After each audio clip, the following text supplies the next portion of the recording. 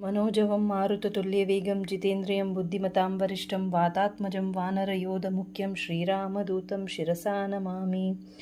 ನಮಸ್ಕಾರ ವೀಕ್ಷಕ. ಮೇಷರಾಶಿಯವರಿಗೆ July 19ರಿಂದ July 25ರವರೆಗೆ ಈ ವಾರ ಭವಿಷ್ಯ ಹೇಗಿದೆ ಅಂತ ನೋಡೋಣ.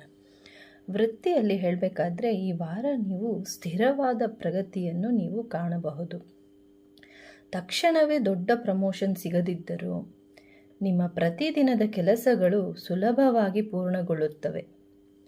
ಬಾಸ್ ನಿಮ್ಮ ಹಾರ್ಡ್ ವರ್ಕನ್ನು ಗುರುತಿಸಲು ಸ್ಟಾರ್ಟ್ ಮಾಡ್ತಾರೆ.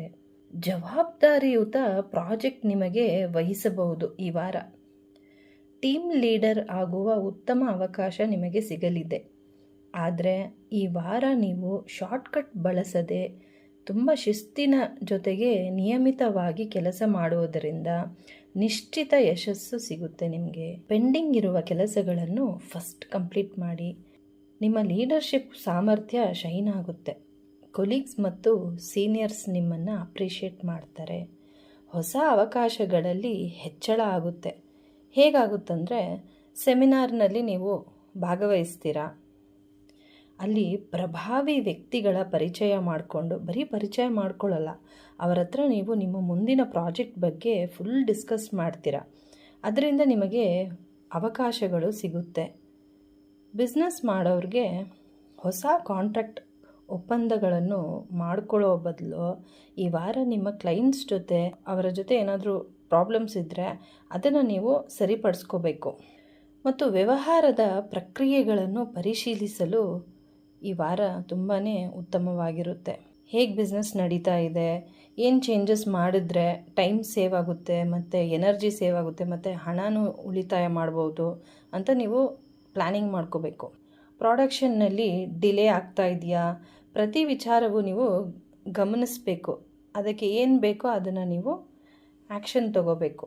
ರೈತರ ವಿಚಾರ ಹೇಳಬೇಕಾದ್ರೆ ಈ ವಾರ ಚೇತರಿಕೆ ಮತ್ತು ಯೋಜನೆಯ ಅವಧಿಯಾಗಿದೆ. ಈ ಹಿಂದೆ ನಿಮ್ಮ ಕೃಷಿ ಚಟುವಟಿಕೆಗಳಿಗೆ ಅಡ್ಡಿಯಾಗಿದ್ದ ಆರ್ಥಿಕ ಸಂಕಷ್ಟಗಳು ಈಗ ದೂರವಾಗುತ್ತೆ. ಆದರೆ ಈ ವಾರ ನೀವು ಆತುರದ ನಿರ್ಧಾರಗಳನ್ನು ತಗೊಳ್ಳೋಕ್ಕೆ ಹೋಗಬೇಡಿ. ಸ್ವಲ್ಪ ತಾಳ್ಮೆ ಇರಲಿ. ವಿದ್ಯಾರ್ಥಿಗಳಿಗೆ ಹೇಳಬೇಕಾದ್ರೆ ನಿಮ್ಮ ಫೋಕಸ್ ತುಂಬ ಬಲವಾಗಿರುತ್ತೆ. ಕಾನ್ಸಂಟ್ರೇಷನ್ನಲ್ಲಿ ನೀವು ಇಂಪ್ರೂವ್ ಕಾಣಬಹುದು. ಈ ವಾರ ನಿಮಗೆ ಸಂಶೋಧನಾ ಮನೋಭಾವ ಇರುತ್ತೆ, ಜೊತೆಗೆ ಕ್ಯೂರಿಯಾಸಿಟಿ ಜಾಸ್ತಿ ಇರುತ್ತೆ. ಅದರಿಂದ ತುಂಬ ಡಿಫಿಕಲ್ಟ್ ಸಬ್ಜೆಕ್ಟ್ಗಳನ್ನು ತುಂಬ ಡೀಪಾಗಿ ನೀವು ಅಭ್ಯಾಸ ಮಾಡ್ತೀರ ಮತ್ತು ರಿವೈಸ್ ಮಾಡುವುದಕ್ಕೂ ಈ ವಾರ ತುಂಬ ಅನುಕೂಲಕರವಾಗಿರುತ್ತೆ. ಬುಧ ವಕ್ರ ಆಗಿರೋದ್ರಿಂದ ಯಾವುದೇ ಅಸೈನ್ಮೆಂಟ್ಗಳನ್ನು ಸಬ್ಮಿಟ್ ಮಾಡುವ ಮುಂಚೆ 2 ಸಲ ನೀವು ಚೆಕ್ ಮಾಡಬೇಕು. ಹಾಗೆ ಚೆಕ್ ಮಾಡದೆ ಕೇರ್ಲೆಸ್ ಮಾಡೋಕ್ಕೆ ಹೋಗಬೇಡಿ.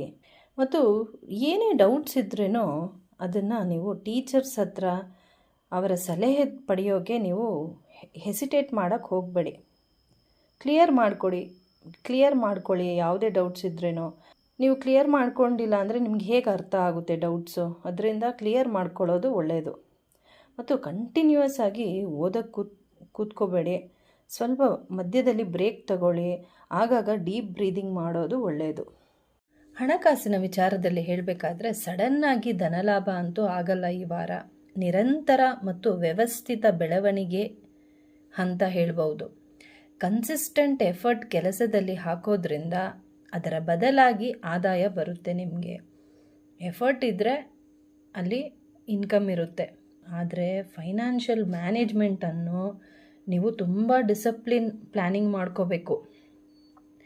ಎಂಟರ್ಟೈನ್ಮೆಂಟ್ಗೋಸ್ಕರ ಅಥವಾ ಲಕ್ಸುರಿ ವಸ್ತುಗಳಿಗೆ ಖರ್ಚು ಮಾಡುವಾಗ ಗಮನ ಹರಿಸಿ. ನೀವು ಸ್ವಲ್ಪ ಅದರ ಬಗ್ಗೆ ಎಷ್ಟು ಖರ್ಚಾಗ್ತಾ ಇದೆ, ಎಷ್ಟು ಉಳಿತಾಯ ಆಗ್ತಾ ಇದೆ ಅನ್ನೋದು ನೀವು ಒಂದು ಲೆಕ್ಕಾಚಾರ ಹಾಕಬೇಕು.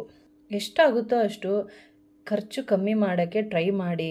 ಉಳಿತಾಯದ ಕಡೆ ಗಮನ ಹರಿಸಿ. ಕುಟುಂಬದ ವಿಚಾರ ಹೇಳಬೇಕಾದ್ರೆ ತುಂಬ ಪಾಸಿಟಿವ್ ಮತ್ತು ಅರ್ಥಪೂರ್ಣವಾದ ಬಾಂಡಿಂಗ್ ಇರುತ್ತೆ ನಿಮ್ಮ ಪ್ರೀತಿ ಪಾತ್ರರ ಜೊತೆಗೆ. ಆದರೆ ಸ್ವಲ್ಪ ತಾಳ್ಮೆ ಅಗತ್ಯ. ಈ ವಾರ ಮನೆಯಲ್ಲಿ ಹಿರಿಯರ ಜೊತೆಗೆ ಸಣ್ಣ ಭಿನ್ನಾಭಿಪ್ರಾಯಗಳಾಗೋ ಸಾಧ್ಯತೆ ಇರುತ್ತೆ. ಅದರಿಂದ ನಿಮಗೆ ಸ್ವಲ್ಪ ಸ್ಟ್ರೆಸ್ಸು ಆಗಬಹುದು. ತಾಳ್ಮೆಯಿಂದ ವ್ಯವಹರಿಸಿ. ಆರೋಗ್ಯದ ವಿಚಾರ ಹೇಳಬೇಕಾದ್ರೆ ಆರೋಗ್ಯ ಚೆನ್ನಾಗೇ ಇರುತ್ತೆ. ಆದರೆ ಸ್ವಲ್ಪ ನಿದ್ದೆ ಡಿಸ್ಟರ್ಬೆನ್ಸ್ ಆಗುತ್ತೆ. ಅದ್ರ ಬಗ್ಗೆ ನೀವು ಸ್ವಲ್ಪ ಗಮನ ಹರಿಸ್ಬೇಕು. 8 ಅವರ್ ನೀವು ಕ್ವಾಲಿಟಿ ನಿದ್ದೆ ಮಾಡಬೇಕು. ಮತ್ತು ಡೈಜೆಷನ್ ಬಗ್ಗೆ ಕೇರ್ ತಗೊಳ್ಳಿ. ಜೊತೆಗೆ ಆಯಾಸನೂ ಅನ್ನಿಸ್ಬೋದು, ಹೆವಿ ಸ್ಟ್ರೆಸ್ ಆಗಿ ಆಯಾಸ ಅನ್ನಿಸ್ಬೋದು.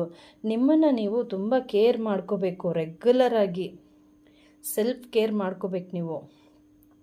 ಬ್ಯಾಲೆನ್ಸ್ ಡಯಟು ತುಂಬಾ ಮುಖ್ಯ. ಹೊರಗಡೆ ಆಹಾರ ಸೇವನೆ ಮಾಡೋದು ನೀವು ಕಮ್ಮಿ ಮಾಡಿ ಮನೆಯಲ್ಲಿ ಕಾಂಪ್ಲೆಕ್ಸ್ ಕಾರ್ಬ್ಸ್ ತಗೊಳ್ಳಿ. ಪ್ರೋಟೀನ್ ಜೊತೆಗೆ ಗುಡ್ ಫ್ಯಾಟ್, ನಟ್ಸ್, ಸೀಡ್ಸ್, ತರಕಾರಿ, ಸಾಕಷ್ಟು ನೀರನ್ನು ನೀವು ಕುಡಿಬೇಕು. ಒಳ್ಳೆ ಮನೆಯ ಆರೋಗ್ಯಕರ ಆಹಾರವನ್ನು ನೀವು ಸೇವನೆ ಮಾಡಬೇಕು. ಪರಿಹಾರ ಬಂದು ಪ್ರತಿದಿನ ಸೂರ್ಯನಿಗೆ ನಮಸ್ಕಾರಗಳನ್ನು ಮಾಡುತ್ತಾ ನೀರನ್ನು ಅರ್ಪಿಸಿ ಮತ್ತು ಹೆಸರು ಕಾಳು ದಾನ ಮಾಡಿ ದೇವಸ್ಥಾನದಲ್ಲಿ ಅಥವಾ ಬಡವರಿಗೆ.